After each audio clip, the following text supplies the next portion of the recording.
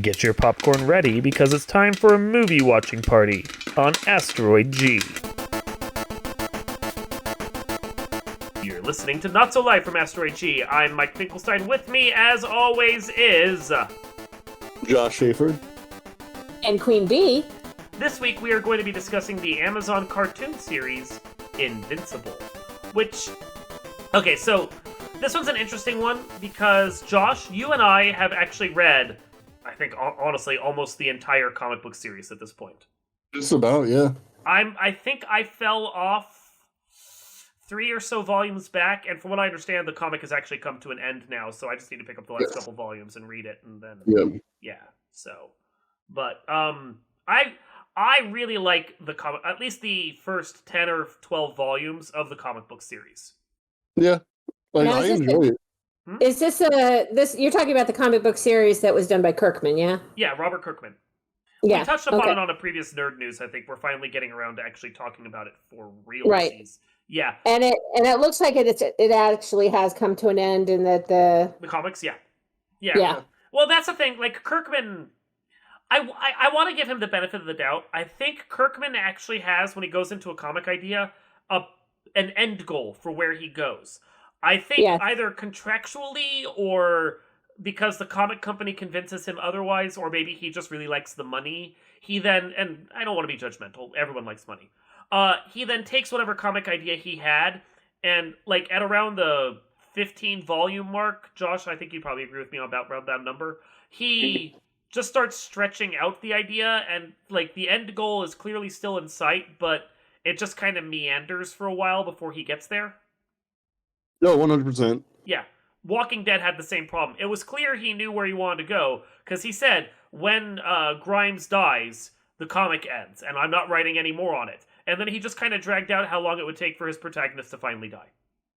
Mm-hmm. So, and it's the same thing with Invincible. He clearly knew where he wanted to go with it, and I just got tired of waiting for that ending to happen. So...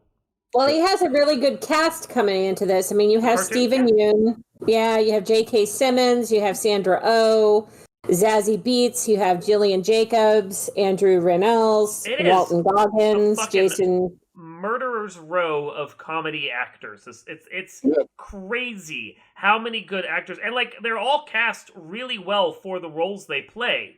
So like it's a perfect cast on this cartoon.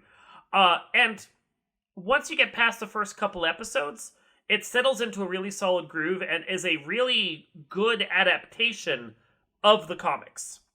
Like, I really enjoyed episode 3 through episode 8, which is the, it ends on episode 8 for first season, and where it goes, because it adapts probably the first 3 or 4 volumes, I'd say, Josh, around there?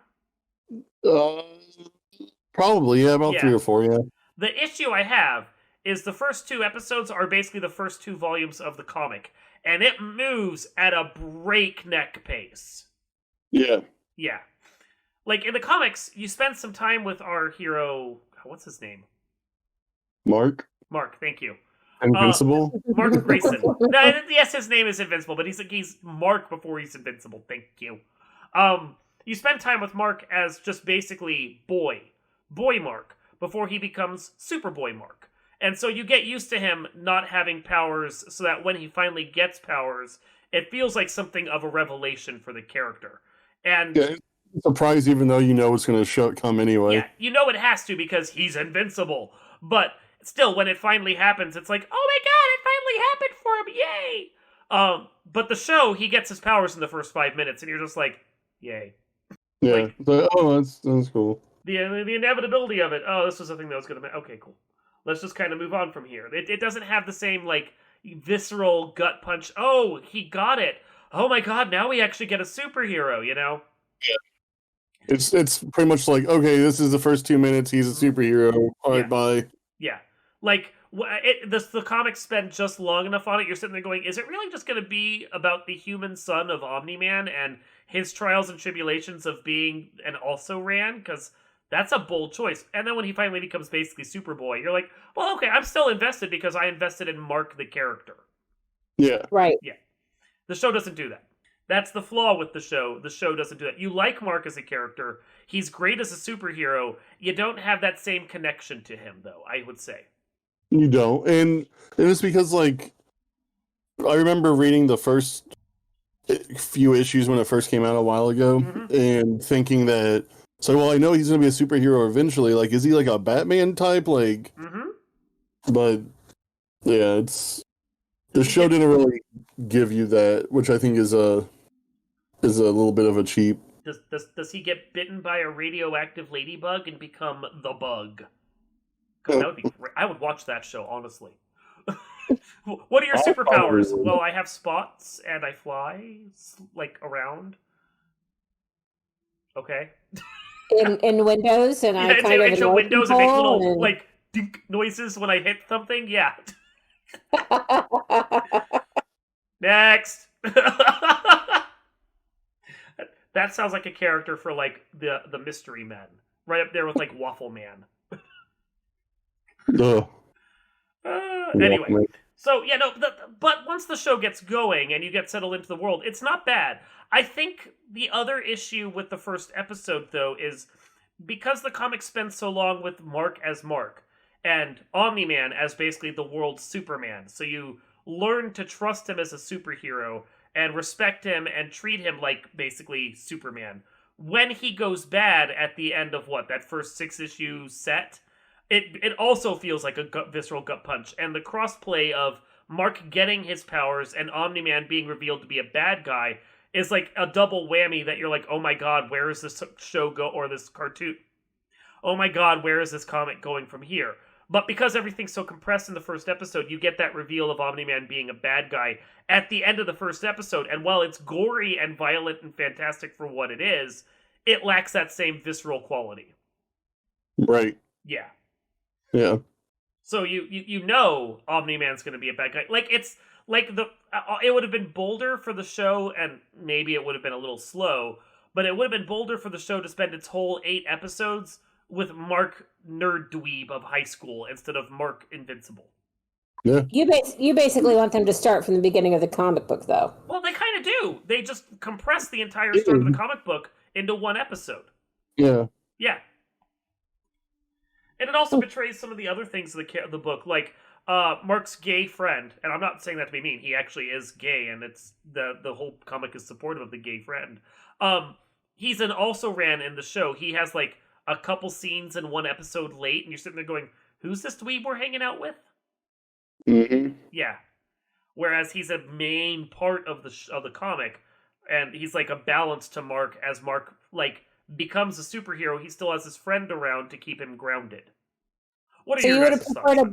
You would prefer someone to basically flesh out the character a little bit more so that it's more enjoyable for you in the show. Yes. So what are your guys' thoughts? I've talked now for like 8 minutes. You guys go. No, I mean, you're 100% right. I mean, the whole point of it was to kind of, you had to look at Mark being a dweeby dude, kind of like Peter Parker, kind of, and they took that away from you. Like, you never really got a sense that he was kind of a picked-on loser, more or less, because, yeah, he was lightly bullied in the first episode, but it wasn't anything like in the comic book where he was just kind of like an outcast. Yeah. But, and like, because you found out he has superpowers within the first like 30 seconds of the TV show. And I think they could have at least spent like 15 minutes maybe, trying to get there. Yeah, if not the whole first season, then at least the first episode. Yeah. Yeah. Like, they just wanted to get to the Omni-Man stuff real fast because, like, I wish they spent more time with Omni-Man being like a good dad, and showing all that stuff instead of just like, okay, well, he's a murderer. You find that out in the first season, so yeah. Like, and I can get the understanding they want Mark to be invincible immediately. Like, after an episode, have Mark become the superhero so you can spend 7 episodes with him there. I feel like they should have rejiggered some of the plot lines from later in the books then, if you want to do that. Let Mark grow as a superhero while Omni-Man is there being a good dad and a superhero alongside him, training him. Only to reveal at the end of episode 8 that Omni-Man is actually a bad guy all along, so that then the whole back half of the second season, or the whole back half of the first season, where Omni-Man's a bad guy, but his actions are like affecting his family, and he's trying to still pretend he's the good Superman, and all that. You could do that for the second season, and then the climax where he has a fight with Mark, spoiler, and like then storms off to wherever, to like in space. That could be the second season, but they compressed all of this into one season, and it's weaker for it. Yeah. Yeah. And I feel like with how faithful everything else is in the book or in the TV show, I feel like that was a studio decision and not necessarily a writer decision. I mean, I know Kirkman's involved in the show, but I don't know. That's a decision. Like, it's the opposite problem of The Walking Dead, where The Walking Dead pretty quickly in the comics gets to its setup, and they move to the prison and they do stuff. Whereas the first, season and a half, 2 seasons of the show spends time faffing around at, like, a CDC center in downtown Atlanta and a farm and back to someplace else before finally getting to the prison. And you're sitting there like, can we just get to some fucking zombie action and some story and stop giving us characters no one gives a shit about? And settings no one... Like, it's the opposite thing. Instead of giving us 2 seasons of faffing around with Mark for no reason, they're like, let's just do it all in one episode. That also doesn't work. Yeah. No. Yeah. I mean, but after you got the first episode, it ramped up a lot, so... First episode or 2, like, after that, it gets really good. Yeah. Because it finally has time to breathe. Yeah. B? Agreed. Agreed. I mean, I like Robert Kirkman, and I like how he writes. And I wish that when people rewrite his stuff for TV, that they would stick to the story. Yeah. But in some cases, they should have not stuck to the story, and they should have allowed the fandom to dictate how it should go. Like what? Well, this isn't for Invincible. That would be for The Walking Dead. They should not have killed off Steve Yeun's character. Like, he was like a super fan favorite, and I think they lost a lot of viewership when they killed him off. Yeah, no, I agree with that. I liked his character. I honestly hated when they killed him in the comics too, and that was like, I think in the comics it worked better. Part of the issue with the way that it happened on the show, and I know we're not talking about Invincible at all now, but let's talk Walking Dead. Part of the issue I had with it was just the way it did, where they almost killed him and then he disappears for an episode. But no, he managed to survive hiding under a dumpster in the most improbable fashion possible, and then manages to escape, only for them to then actually kill him like 3 episodes later. And you're like, I feel like the death would have been better if they just would have done it once. Yeah. Yeah. But so it just seems like, and this is just a complaint about writers in general. Yeah. Stop fucking it up, man. I agree. So, do we have anything else about the show? Like, there's so much in the show, and I feel like we've barely touched upon any of it because we bitched about the first episode. Well, so who are some of your favorite characters in the show? Well, it's a lot like with the comics. I am really a fan of the team, and I love the names that they have for all of it. Like Adam Eve, she's my favorite character in the comics and on the show. I like her superpowers, but I also like just the alliteration and the sound of replicate. I think that's a great name, and she's an interesting character, and there are some surprises for her down the road that you'll know about if you read the comics that aren't revealed here, and I think she becomes a fantastic character if you know the comics, so I kind of like her now, even though she's not really well fleshed out yet. Yeah, same goes, I love Alan the Alien. Oh, yes, yes. Yeah. And I actually... And him having Seth Rogen's voice is just perfect for some reason. I was going to say that having him be voiced like this cool, laid-back alien voiced by this like Hollywood stoner is such an inspired choice. Yeah, it's great. I love it. Like, even if you're not a Seth Rogen fan in general, I think he has the perfect voice for this character. Yeah. Mm-hmm. B, who characters you like? Well, I really watched it a whole lot, so I've only seen a few episodes, but the episode, I like Steve Yeun's character. Mm-hmm. I can get into it. I'm interested to see how it goes. I haven't read the comics either, so I'm basically just your color of the things that I've read online. But I'm interested to see if they bring more of, Mark Hamill and Zachary Quinto's characters that they play. The robot, I think it is. Yeah. That I think he's really big in the comics, but they're Baylor touched on him in the show. They do some things with him in the show. And my question is, and Josh, I think you might have the same question. How much is he going to be voiced by Zachary Quinto after this, right? Yeah. Yeah, because like the way they handle him, like he stops needing the robot voice anymore, and I'm kind of confused as to I'm curious as to whether or not Zachary Quinto is going to voice him at all after this first season. Well, I hope he does because I love Zachary Quinto. But he does great in that particular robotic style. Yeah. Yeah. Yeah. I wonder who's voicing the kid. Is it? I thought it was still him. Maybe it's not. No. The kid is a clone of Rexplode, which another great name. I love that. Yeah. So Jason Masukis, that's that his name? Yeah. Jason Masukis, yeah. Ross Marquand also took over some of the characters that were being voiced by other actors as well. So yeah, Jason Masukis voices Rexplode, and I think he voices the young version of Robot as well because it's that body. So, that makes sense. Yeah. So which is my reason why I'm not sure whether or not Zachary Quinto will be back. So let's say he will. You're forgetting the plot point with Robert, the robot in the comic book. I'll have to go back and watch that. Yeah, I'll need that because, interesting. Okay, we won't spoil it here. No, just in case, because I've tried very hard not to spoil anything with foreknowledge of what comes in the comics. Yeah. Yeah. Especially since, aside from the condensation of the first episode, is that the right word? Condensing of the first episode.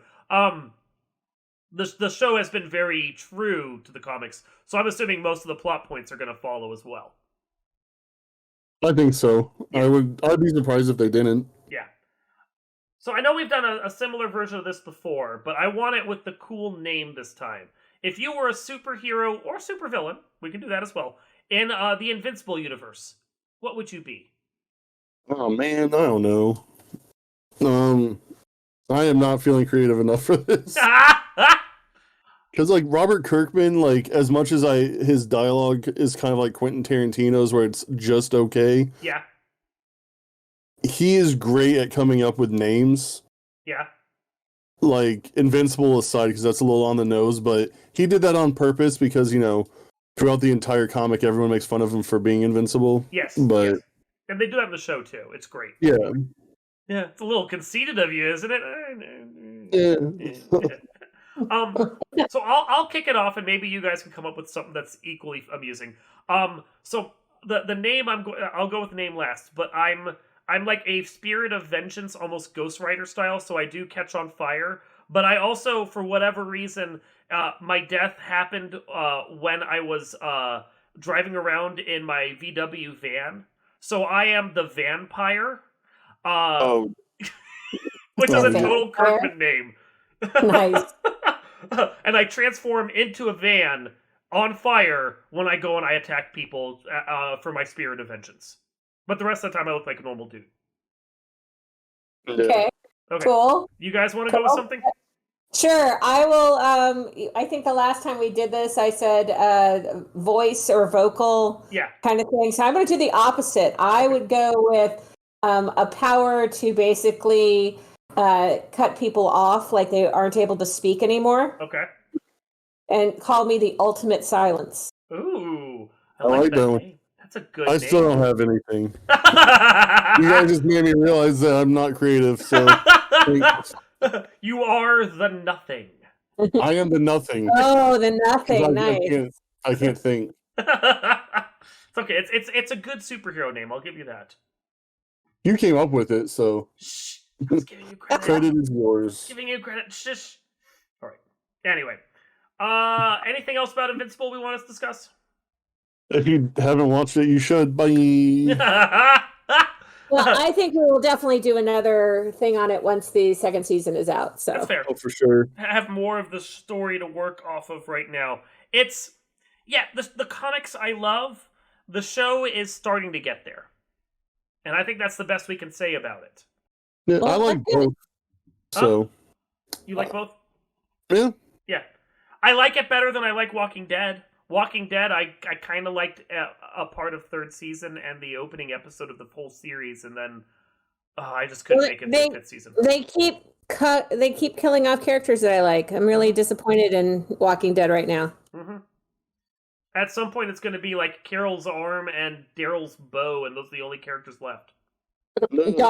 Dog is my favorite character right now, so he's probably on the cut list. The bounty hunter? No, Dog is Daryl's dog, and he calls him Dog. Okay, it's great. No, Dog is going to die. Sorry. Yeah, Dog is probably going to die. I just said that. Yeah. He's an animal. There's no probably about it. Dog is on the cutting walking. room floor. It's just going to happen. Anyway. All right. Has Kirkman written anything else? The Walking Dead? Josh knows. Are you talking about TV or comic books? Other comics. Yeah, he did the what was it, the Astounding Wolfman? Okay. Brit. What else did he do? I know he's probably done work on like other people's stuff, like DC or Marvel or some shit. I was just wondering what other big series he had that we can expect to become a comic, a TV show at some point. Outcast. He did something called Outcast. Does it star Outcast? Yes. Like the two guys Andre from Outcast? 3000. There's an episode. It's a Cinemax thing. Darkness surrounds him and a wrath unseen. It looks like it's a new series. Outcast. Well, it's Cinemax, so I'm sure there's lots of nudity. Possibly. Oh, I'm gonna go watch it. And then I wasn't in before, but we had The Walking Dead, Fear the Walking Dead, Outcast, and Invincible. Those are what he has done thus far. Yeah, there's another one. Is he involved in the third one, the Rise of the Walking Dead, or whatever the hell it's called? Sure, he signed over those. He has rights to all that. Yeah, it's he has Walking Dead, Fear the Walking Dead, The World Beyond. Okay, yeah, that's the one. Which I heard was also boring and stupid, which is Walking Dead. So much a waste of time. Sorry. I mean, that was how I felt about Fear the Walking Dead. I managed to get through one season, and then I couldn't do any more. No. Yeah, it's definitely... it's not his fault. He writes good comics. No. Well, the problem is he didn't write for The World Beyond. That's just the writers doing that. He wrote the following for The Walking Dead. He wrote 1.04, The Vatos. He wrote What Lies Ahead, Beside the Dying Fire, Made to Suffer, Isolation, After, and Strangers. For The Walking Dead. Those are the only episodes he wrote. Are they good episodes? Probably the best episodes. And then Fear the Walking Dead, you have the pilot episode, which he wrote, and The Good Man. Yeah, the pilot episode wasn't bad. Like, I actually, it had a good pilot, which is part of the reason why I made it through a season, is because the pilot was good. But Outcast is a horror series, Mike, so you might actually like it. Yeah. Well, I don't know if it's starring Andre 3000, so I will not believe anything otherwise at this point. He has also co-written, I think, stuff for Tech Jacket, Oblivion Song, Firepower for Image Comics, and The Ultimate X-Men, Irredeemable Ant-Man, Marvel Zombies for Marvel Comics. Well, I like him a little less now. And a series that co-founded with Todd McFarlane on series Haunt. So apparently he had his fingers in those kind of pies too. Yeah, the Marvel Zombies comics, those fell off real hard. First run wasn't bad, but then they just didn't have anywhere to go with it from there. Yeah, it looks like he writes a lot of different things, and he's had his fingers in a lot of different pies. A lot of stuff he does co-write with other people, like Battle Pope. Yeah. Okay. Anyway. So. All right. Well, this has been Not So Light from Asteroid G, hoping that Kirkman can ensure the next season of Invincible stays on the tracks.